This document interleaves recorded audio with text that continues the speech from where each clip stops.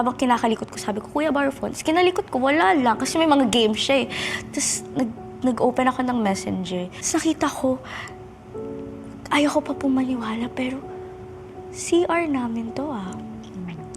Tapos nakita ko, oh my God, katawan ko. Sabi ko, Kuya, what's this? Tapos hindi siya makasalita. Tapos sabi niya, I'm sorry. I'm sorry, Bea. Tapos sabi ko, tapos nagwawala na po ako, Miss Tony. Kasi nagwawala na talaga ako. Sobra ako nagwawala. Tapos yung tito ko nagwawala na din. Sabi niya, bakit mo ginaganyan kapatid mo? Bakit? Anong ginawa sa'yo? Tapos hindi na po siya maka-emek kasi parang siguro na-realize niya na mali din ginawa niya. Kasi umalis siya to the point na nag-worry lahat. Kasi baka kung ano gawin niya, baka... Kasi si kuya din po, bipolar din siya.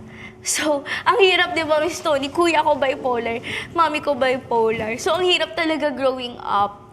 Tapos, na next day naman, bumalik siya. Tapos ako, iniyak ko na lang lahat. Actually, Miss Tony, ngayon po, okay na ako eh. Kasi sobrang nangingibabaw yung love and forgiveness ko. Paano mo siya na-forgive? May ginawa pa ba siya sa'yo? Actually, parang yun na yung last. Pero before that, I saw the signs na ayoko, dinideny ko lang, and my mom knew it. She didn't tolerate it kasi pinapalayo niya na ako kay kuya. Parang sinasabi niya, huwag ka mag-shorts, kanyan, huwag ka mag-skirt. Kasi every time na nagsusot ako ng maikli, actually pinipicture ni kuya pa kunwari, ganun eh. Tapos, pagkatulog ako, hinahawakan, oh my God, tapos nagagalit ako, parang nagigising ako na, oh my God, don't do that.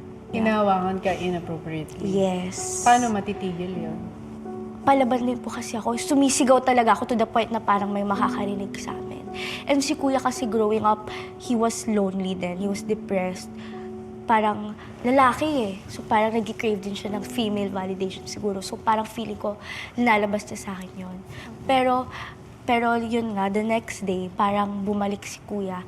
Tapos, tinatanong na nila, sabi ng family ko, sabi ng mom ko, dad ko, Bea, gusto mo ba ipakulong si kuya mo? Tara na, pa-blotter na.